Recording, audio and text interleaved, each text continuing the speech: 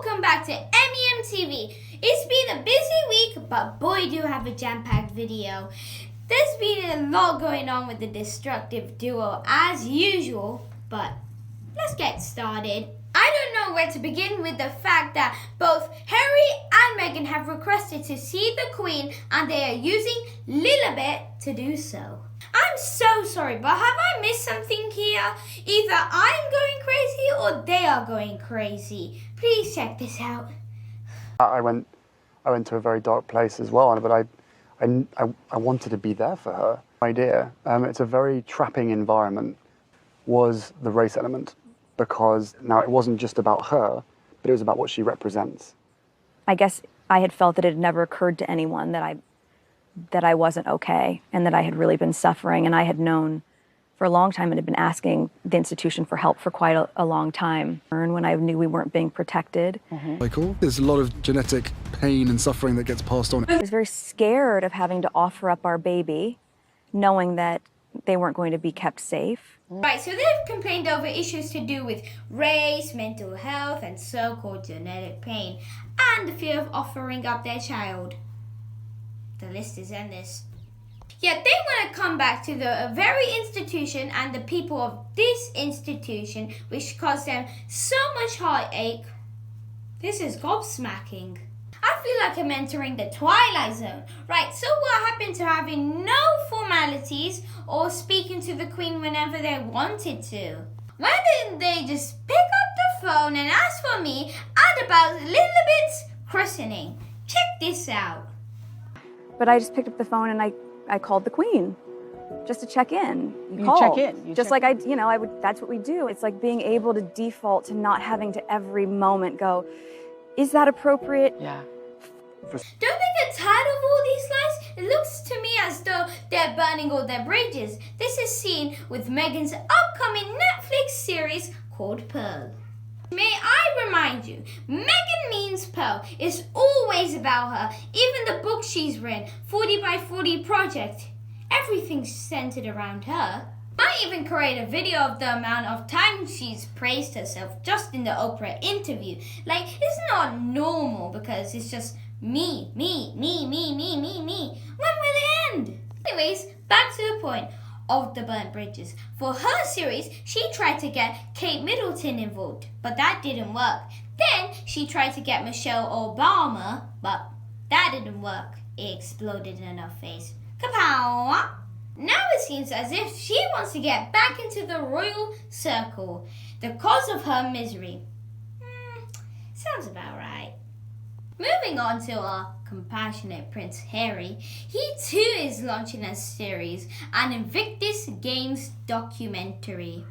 He has been credited with creating a life-changing community for Sikh servicemen and women. How very sweet, he really cares. No. Check this clip out of a veteran who had some experience with our lovely Prince Harry.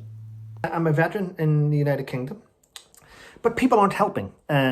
People that should be on a platform that should be helping us in the veterans community aren't. For many, many years, I was a good advocate of our old royal, Prince Harry, or as he's real known, Henry. Harry having correspondence that went in the media deploy, but he was never really on the front line. There was Special Forces Protection Squads deployed to put a bubble around him when he moved across the battlefield. I did try and push campaigns on mental health. Whenever Harry started to get involved a little bit, I was told to back off. I had a phone call from the Royal Foundation that told me to stop trying to get Harry involved with veterans' mental health. He's not who he says he is. He's a liar. He's a manipulator. And I find it quite sad. He's not who he says he is. As you can see now, he's just signed about a $100 million deal with Netflix, and he has to produce content for that. A lot of that content for the money is he's going to film the Invictus Games, and he's going to film our injured veterans. He will film our injured veterans. He will film all injured veterans in order to push that documentary forward. And he's making £100 million off the back of it. So what you want to ask yourself is any of that £100 million going to the people that he's going to be filmed? Or is he now going to go and exploit our wounded veterans? That's the majority of veterans that I've spoken to. all think Harry is a narcissist, a manipulating, lying traitor. Wow, making money off the backs of wounded and injured veterans? Now that's a new low. I doubt that any proceeds will go to these wonderful and deserving veterans. The bottom line is that they will exploit anyone for money.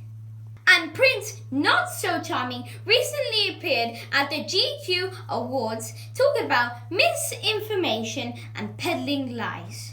At the same time, families around the world are being overwhelmed by mass-scale misinformation across news media and social media, where those who peddle in lies and fear. This is coming from the king of misinformation and lies. The whole Oprah interview was full of it. Plus, in his speech, he looked like a war hostage. What's going on? Harry, are you trapped by Meghan or something like that? Because, like, maybe if you're in trouble yet, just blink a lot, alright? You can come to my house if you need some help, alright?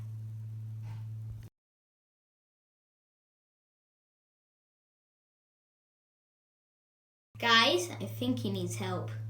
If it couldn't get any worse for these two, during the National TV Awards, Harry and Meghan's Oprah interview was booed by the audience. Yes, it seems as if they have burned all their bridges, but before I go, unfortunately, and my lasagna gets burnt, I'll leave you with a quote, and thank you so much for your comments, advice, support. So, bye! Don't burn bridges. You'll be surprised how many times you have to cross the same river. H. Jackson Brown Jr.